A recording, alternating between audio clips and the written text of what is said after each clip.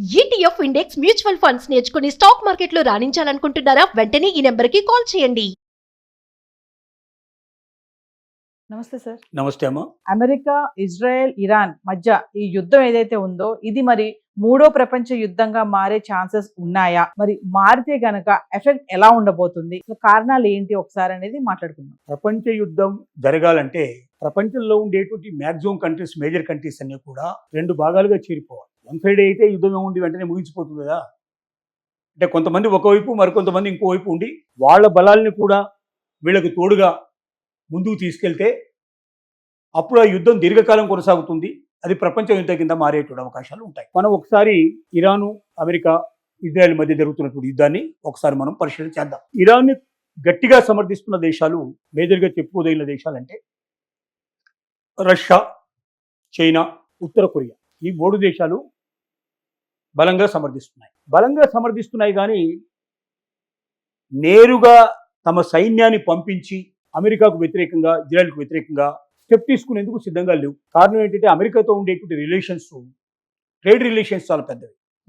దాదాపుగా వేల కోట్ల రూపాయల, అంటే బిలియన్స్ ఆఫ్ డాలర్స్ సంబంధించిన బిజినెస్ చేస్తున్నటువంటిది చైనా మ్యాక్సిమం వ్యాపారం అమెరికాతో ఇవాళ చేస్తోంది. సో ఎప్పుడైతే యుద్ధం ప్రారంభమవుతుందో అప్పుడు ఆటోమేటిక్గా చైనాకి, అమెరికాకు చెడిపోయే అవకాశాలు ఉంటాయి. ట్రేడ్ మొత్తం ఆగిపోయే అవకాశాలు ఉంటాయి. రెండోది, రష్యా కూడా యుక్రెయిన్తో యుద్ధం చేస్తోంది ప్రస్తుతానికి. ఆ యుక్రెయిన్కి డైరెక్ట్గా అమెరికా దాంట్లో తన సైన్యాన్ని ఇచ్చి ఇప్పటిదాకా పార్టిసిపేట్ చేసింది లేదు.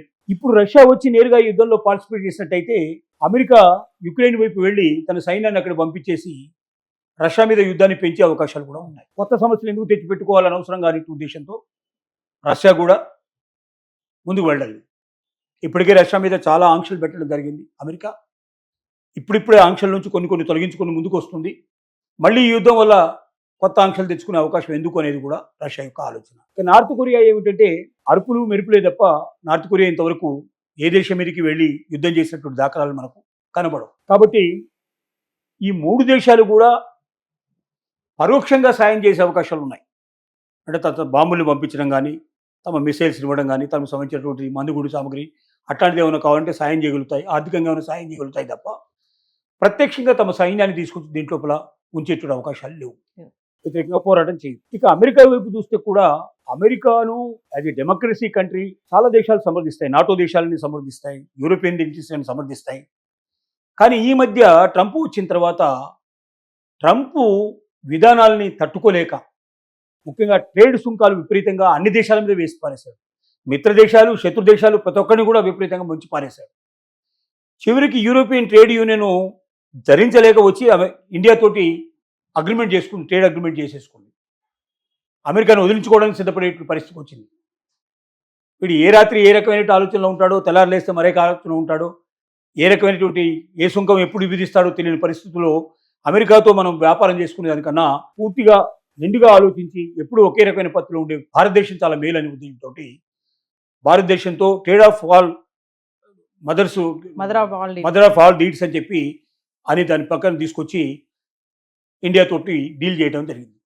కాబట్టి ఇప్పుడు ఏ దేశం కూడా అమెరికాకు డైరెక్ట్గా సైన్యాన్ని పంపించే సిద్ధంగా లేదు. ఎవరికి ఇంగ్లాండ్ కూడా ఏం చెప్పిందంటే మా ఎయిర్ బేస్లు ఉన్నాయి, కావాలంటే వాడుకోండి, మాకు అభ్యంతరం లేదు అని చెప్పింది తప్ప నా సైన్యాన్ని పంపిస్తానని చెప్పలేదు. కాబట్టి ఇటువైపు కానీ అటువైపు కానీ పెద్దగా ఎవరు కూడా వేరే దేశాల వాళ్ళ సైన్యాన్ని పంపించేసి వాళ్ళకి సంబంధించిన శక్తి సామర్థ్యాలు మొత్తం దీని మీద ఉపయోగించి యుద్ధం చేయడానికి సిద్ధంగా లేరు. ఇది రీజనల్ యుద్ధమే తప్ప ఇది ప్రపంచ యుద్ధంగా మారే అవకాశాలు చాలా తక్కువ. కారణం ముఖ్యంగా ట్రంప్ విధానాలు. ట్రంప్కు ఇంకొకటి పరిస్థితి అంటే పెద్ద గండు ఏంటంటే గడు పరిస్థితి, ట్రంప్కు తన స్వదేశంలోనే మద్దతు లేదు.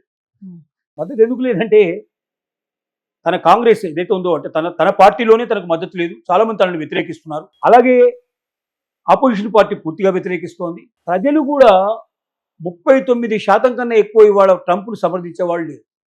మిగతా వాళ్ళందరూ ప్రజలు వ్యతిరేకిస్తున్నారు అతను ట్రేడు సుంకాలు ఏదైతే విధించాడో దానివల్ల తను అనుకున్నాడు ఏంటంటే ఇతర దేశాల వాళ్ళు ఎక్కువ పన్ను చెల్లిస్తారో అనుకున్నాడు. ఇతర దేశాల్లో ఏం చెల్లించట్లేదు. వాళ్ళ దేశంలోకి వచ్చిన తర్వాత పన్ను వేస్తున్నాడు. ఆ పన్ను ఎవరు కడుతున్నారు? ప్రజలు కడుతున్నారు. అందువల్ల నిత్యావసరాలు విపరీతమైన రేటు పెరిగిపోయినాయి. ఒక రకంగా ట్రంప్ని అసహించుకుంటున్న వాళ్ళ సంఖ్య బాగా పెరిగిపోయింది.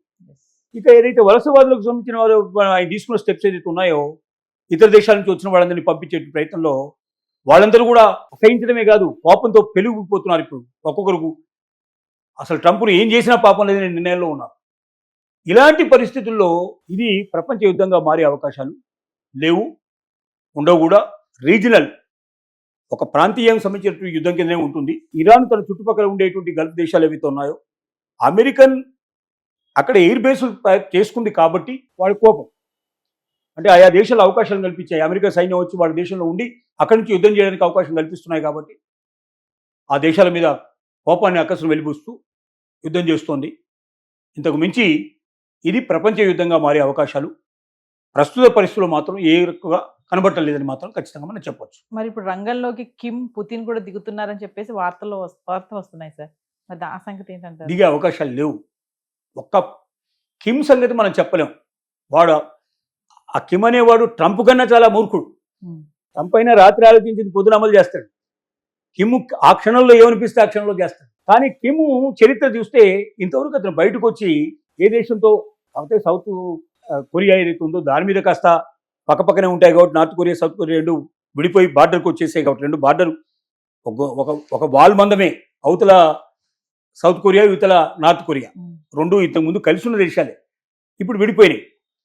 సో ఆ దేశం మీద చూపిస్తుంటాడు, అప్పుడప్పుడు ఆగ్రహం చూపిస్తుంటాడు, ఆ దేశం మీద కాస్త మిసైల్ వేసే ప్రయత్నం చేస్తుంటాడు, కొత్తగా కనిపెట్టినటువంటి బాంబులు ఉంటే వాళ్ళ ముందర పేల్చి చూపిస్తుంటాడు, ఇట్లా రకరకాలు చేస్తూ ఉంటాడు విన్యాసాలు. కానీ ఇంతవరకు కిమ్ చరిత్రలో ఎప్పుడు కూడా వేరే దేశాల మీద యుద్ధం చేసినటువంటి లక్షణాలు మనకు కనబడలేదు. కాబట్టి కిమ్ వచ్చే సమస్య లేదు. పుతిన్ ఇప్పుడు అంతకన్నా రాడు. ఎందుకు రాడంటే పుతిన్కు ఉన్న పరిస్థితులు ఏంటో మనకు తెలుసు కాబట్టి రాడు. కాబట్టి ఇది ప్రపంచ యుద్ధంగా మారే అవకాశాలు ఇప్పుడున్న స్థితిలో మాత్రం ఏం కనబడటం లేదు. భవిష్యత్తులో ఏమైనా జరిగితే చెప్పలేము, వండర్స్ ఏమన్నా, కానీ ప్రస్తుతానికి మాత్రం లేవని చెప్పొచ్చు. Thank you.